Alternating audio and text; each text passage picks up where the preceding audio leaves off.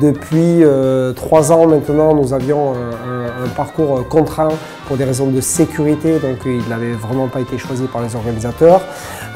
Et donc nous avions un parcours qui empruntait la rue Léon Boyer, rue Giraudeau, et puis qui partait jusqu'à la Gloriette avec un demi-tour et qui reprenait exactement le même tracé. Donc finalement, effectivement, pas très intéressant pour les coureurs en général. Cette année, oui, c'était l'objectif 2018, effectivement, ça a changé. Donc, vous avez ici le nouveau parcours qui a été élaboré par la commission parcours, que des coureurs, donc vraiment pour que vous preniez plaisir. Donc, nous partons toujours de la place Anatole France et cette fois-ci, nous partons au nord de la Loire, nous traversons le pont Napoléon. Ici, il y aura une grande ligne droite pendant 4 km jusqu'à Marmoutier.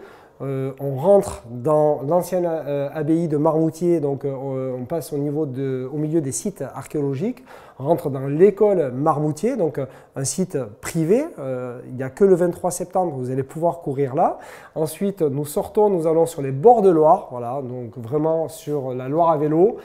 Ici, vous remontez donc après les terrains de tennis sur le quai et une petite côte au 7e kilomètre pour monter au pont Mirabeau. Alors rassurez-vous, là ça monte et ici ensuite à la deuxième partie du pont, ça descend, ça va aller très vite.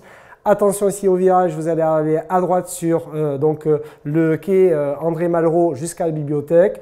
La rue Voltaire, ensuite la rue Colbert, la rue du Commerce, ensuite ici la rue Marceau, la rue des Halles avec la basilique Saint-Martin évidemment, la place Châteauneuf, la rue Châteauneuf, la place du Grand Marché ou la place du Monstre, et puis on finit par évidemment les quais de Tanneur pour arriver sur finalement un parcours très roulant où là ça va aller très vite et puis franchement des tourangeaux ou des coureurs en tout cas qui vont prendre plaisir autour du patrimoine.